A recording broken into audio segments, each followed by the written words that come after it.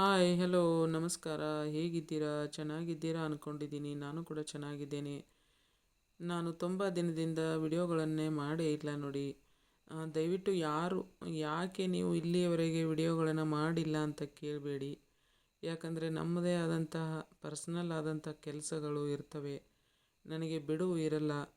ಅದಕ್ಕಾಗಿ ನಾನು ವಿಡಿಯೋಗಳನ್ನು ಮಾಡಿಲ್ಲ. ನೀವು ಎಂಥ ಕೆಲಸ ಮಾಡ್ತೀರಾ ಅಂತ ಅಂದ್ಕೋಬೇಡಿ. ಅದನ್ನು ಕೇಳಲಿಕ್ಕೆ ಹೋಗಬೇಡಿ. ಯಾಕಂದರೆ ಪರ್ಸ್ನಲ್ ಆಗಿರುವಂಥ ಕೆಲಸಗಳು ಇದ್ದೇ ಇರ್ತವೆ. ಅದನ್ನೆಲ್ಲ ಹೇಳಲಿಕ್ಕೆ ಆಗಲ್ಲ. ನಾನು ಇಲ್ಲಿವರೆಗೆ ನಿಮಗೆ ವಿಡಿಯೋಗಳನ್ನು ಮಾಡಿ ಹಾಕಿಲ್ಲ.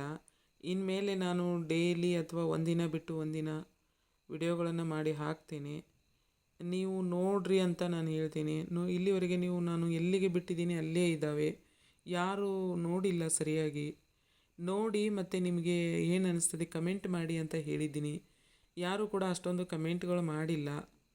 ಮತ್ತು ನನಗೆ ಹೇಗೆ ಅನ್ನಿಸ್ತದೆ, ನಾನು ವಿಡಿಯೋಗಳನ್ನು ಹೇಗೆ ಮಾಡಬೇಕು, ನಿಮಗೆ ಏನು ಬೇಕು ಅಂತ ಗೊತ್ತಾದರೆ ನಾನು ವಿಡಿಯೋ ಮಾಡಲಿಕ್ಕೆ ಸಾಧ್ಯ ನೋಡಿ. ಇವತ್ತು ಇವತ್ತು ನಾನು ಮಾತಾಡ್ತಾ ಇರೋದು ಏನು ಅಂದರೆ, ಇಲ್ಲಿವರೆಗೆ ನಾನು ವಿಡಿಯೋ ಹಾಕಿಲ್ಲ. ಇನ್ಮೇಲೆ ಹಾಕ್ತೇನೆ. ಡೈಲಿ ಹಾಕ್ತಾ ಹೋಗ್ತೇನೆ. ನೀವುಗಳದನ್ನು ನೋಡ್ತಾ ಹೋಗಿ.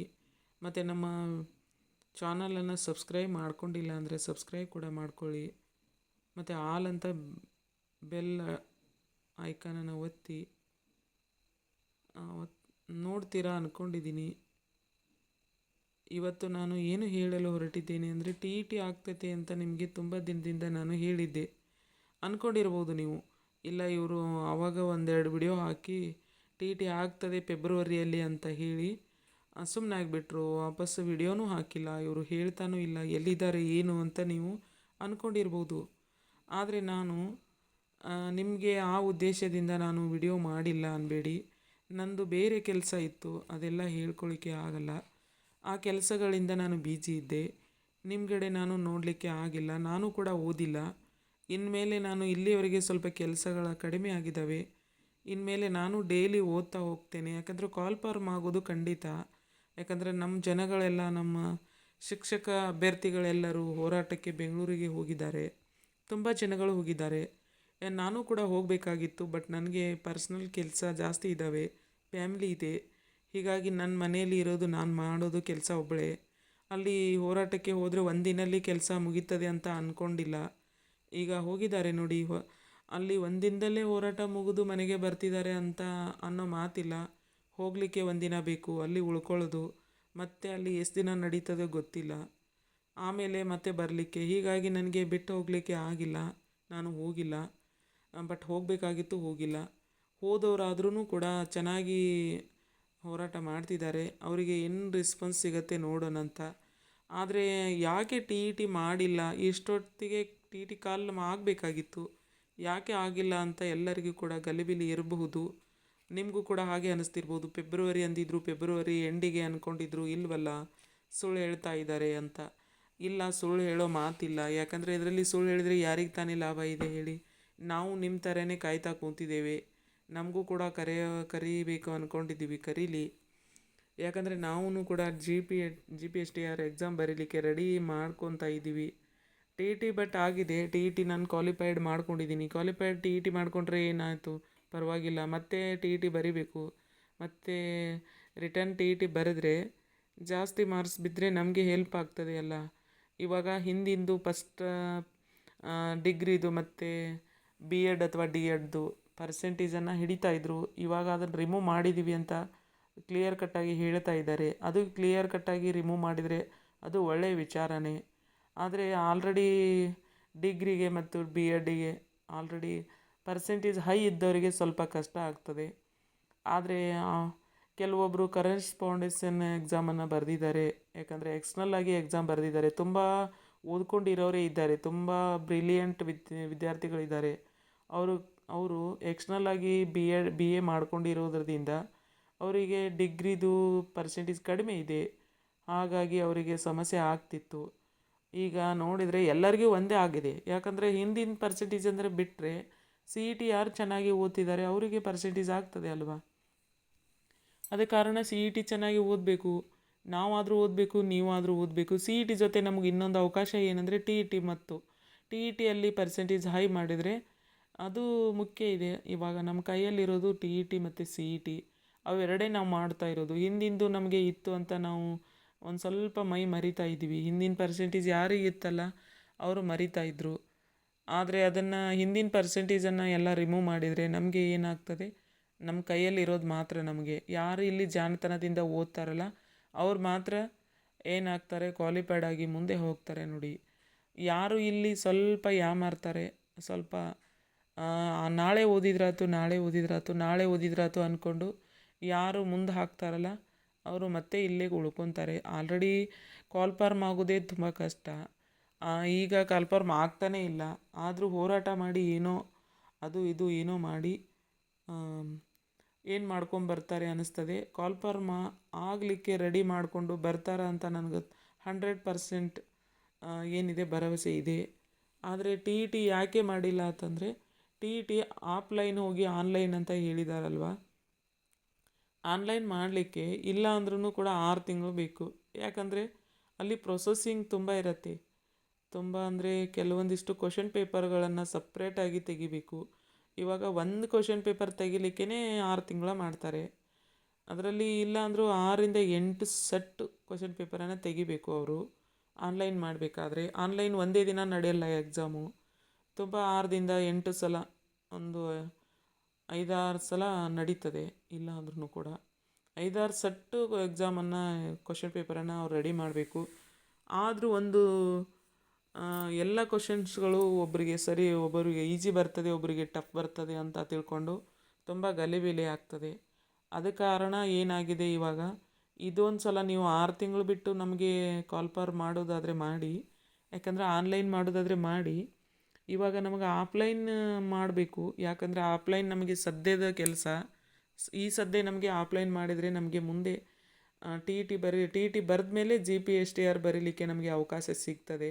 ನೀವು 6 ತಿಂಗಳು ಬಿಟ್ಟು ಆನ್ಲೈನ್ ಎಕ್ಸಾಮ್ ನಡೆಸಿದರೆ, ಆನ್ಲೈನ್ ಎಕ್ಸಾಮ್ ನಡೆದ ಮೇಲೆ ಮತ್ತೆ ರಿಸಲ್ಟ್ ಬಂದ ಮೇಲೆ GPSTR ಕರಿಬೇಕು ಅಂದರೆ ಮತ್ತೆ ಹೋಗ್ತದೆ ಮತ್ತೆ ನಮಗೆ ಅಂತ ತಿಳಿದು ಇವಾಗ ಹೋರಾಟಕ್ಕೆ ಹೋಗಿದ್ದಾರಲ್ಲ.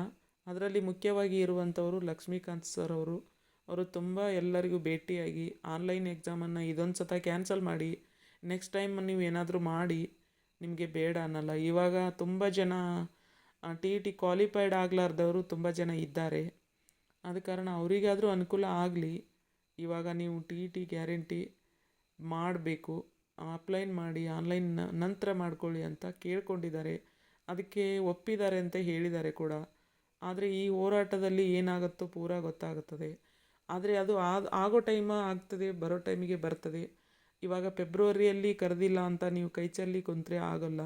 ಯಾಕಂದರೆ ಹಿಂದಿನ ಪರ್ಸೆಂಟೇಜು ರಿಮೂವ್ ಆದರೆ ಇವಾಗ ತಾನೇ ನಾವು ಮಾಡೋದು ಇವತ್ತಿನ ಏನು ಓದ್ತೀವಲ್ಲ ಅದು ನಮಗೆ ಕರೆಕ್ಟಾಗಿ ಉಳಿಯೋದು. ಯಾರು ಇಲ್ಲಿ ಜಾಣತನದಿಂದ ಓದ್ತಾರೆ ಅವರು ಮಾತ್ರ ಹೊರಗೆ ಹೋಗೋದು. ಆದರೆ ಮಿಕ್ಕವರೆಲ್ಲ ಮತ್ತೆ ಇಲ್ಲಿ ಉಳ್ಕೊತಾರೆ. ಅದು ಮಾತ್ರ ನೆನಪಿರಲಿ, ಎಲ್ಲರಿಗೂ ನೆನಪಿರಲಿ ಕೂಡ. ಮತ್ತೆ ಓದಲಿಕ್ಕೆ ಟ್ರೈ ಮಾಡಿ, ಈಗಿನಿಂದ ಓದಲಿಕ್ಕೆ ಟ್ರೈ ಮಾಡಿ.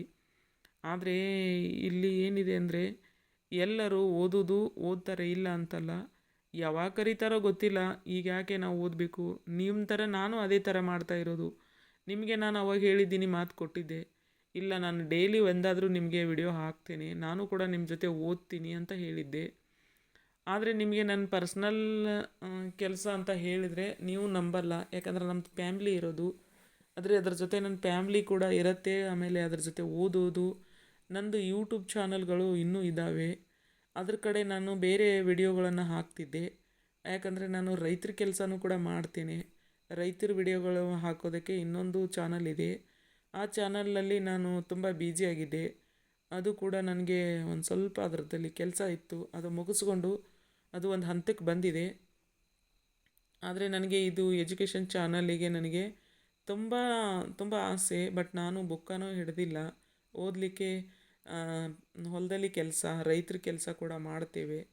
ಹಾಗಂತ ನನಗೆ ಡಬಲ್ ಕೆಲಸ ಇರೋದ್ರಿಂದ ಇದ್ರ ಕಡೆ ನಾನು ಕಡಿಮೆ ಮಾಡಿದ್ದೆ. ಇನ್ಮೇಲೆ ನಾನು ಆ ಥರ ಮಾಡಲ್ಲ. ಈ ಥರ ಡೈಲಿ ಒಂದಾದರೂ ನಾನು ವಿಡಿಯೋ ಹಾಕ್ತಾ ಹೋಗ್ತೇನೆ. ಡೈಲಿ ಹಾಕ್ತೇನೆ ಅಂತ ನಾನು ನಿಮಗೆ ಮಾತು ಕೊಟ್ಟಿದ್ದೀನಿ.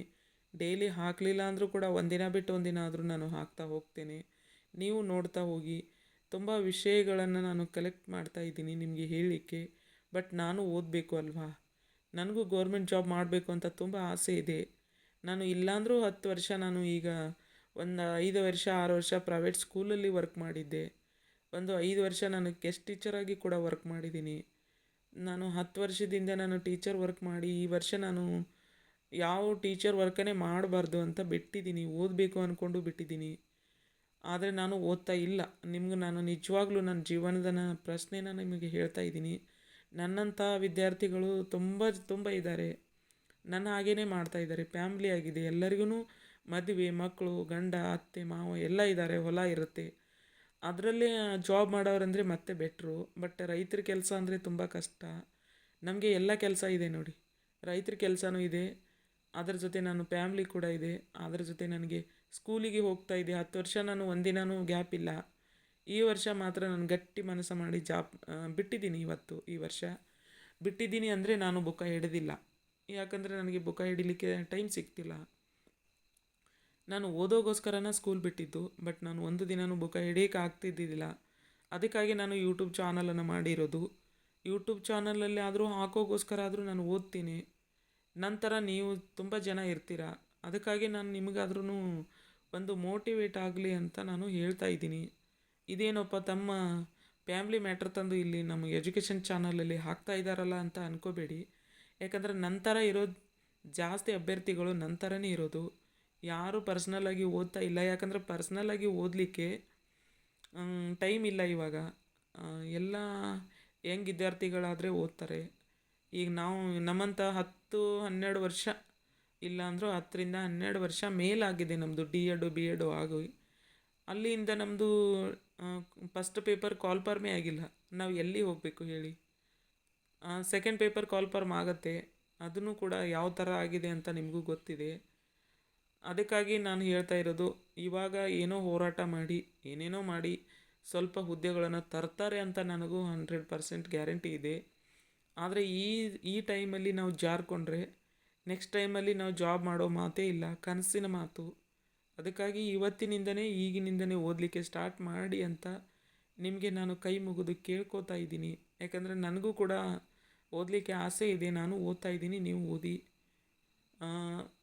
ನಾನು ಹೇಳಲಿಕ್ಕೆ ಕೂಡ ನನಗೆ ಮನಸ್ಸು ಯಾಕೋ ಒಂಥರ ಅನ್ನಿಸ್ತಿದೆ. ಓದೋದಂದರೆ ನನಗೂ ಅಷ್ಟು ಆಸೆ, ಬಟ್ ಫ್ಯಾಮ್ಲಿಯಲ್ಲಿ ಓದಲಿಕ್ಕೆ ಆಗ್ತಿಲ್ಲ. ನಂತರ ನೀವು ಮಾಡಬೇಡಿ ಅಂತ ಹೇಳ್ತಾ ಈ ವಿಡಿಯೋನ ಎಂಡ್ ಮಾಡ್ತೇನೆ. ನೀವು ಎಂಡ್ವರೆಗೆ ನೋಡಿದ್ದೀರಾ ಅಂತ ಅಂದ್ಕೊಂಡಿದ್ದೀನಿ. ಸ್ಕಿಪ್ ಮಾಡಿ ನೋಡಬೇಡಿ. ಯಾಕಂದರೆ ಇದು ಎಜುಕೇಷನ್ ಚಾನಲ್ ಇದೆ, ಇದರಲ್ಲಿ ಏನೂ ಇರಲ್ಲ. ಎಜುಕೇಷನ್ ಇರುತ್ತದೆ, ಎಜುಕೇಷನ್ ಬಗ್ಗೆನೇ ಮಾತಾಡಿರ್ತೀವಿ. ಇದನ್ನು ಎಂಡ್ ಮಾಡಿ ಸ್ಕಿಪ್ ಮಾಡಿ ಅರ್ಧಂಬರ್ಧ ನೋಡಿದರೆ ನಿಮಗೂ ಕೂಡ ಹೆಲ್ಪ್ ಇಲ್ಲ, ನನಗೂ ಕೂಡ ಹೆಲ್ಪ್ ಇಲ್ಲ ಅಂದ್ಕೊಂಡಿದ್ದೀನಿ. ನೀವು ನೋಡ್ತೀರಾ ಅಂದ್ಕೊಂಡಿದ್ದೀನಿ. ಓಕೆ, ಮತ್ತೆ ನಿಮಗೆ ನಾನು ನಾಳೆಯಿಂದ ನಿಮಗೆ ನಾನು ಓದೋ ವಿಡಿಯೋಗಳನ್ನು ಹಾಕ್ತಾ ಹೋಗ್ತೇನೆ. ಇವತ್ತು ನಾನು ನಿಮಗೆ ಇನ್ನು ಮೇಲೆ ನಾನು ವಿಡಿಯೋ ಹಾಕ್ತೇನೆ ಅಂತ ಹೇಳಲಿಕ್ಕೆ ಬಂದಿದ್ದೇನೆ ಹೊರತು ಬೇರೆ ಏನೂ ಇಲ್ಲ. ಮಾಡ್ತೇನೆ, ನಿಮಗೆ ವಿಡಿಯೋಗಳನ್ನು ಹಾಕ್ತೇನೆ, ನಾನು ಕೂಡ ಓದ್ತೇನೆ. ನನ್ನ ಜೊತೆ ನೀವು ಕೂಡ ಹೆಲ್ಪ್ ಮಾಡಿ. Okay, thank you, bye bye.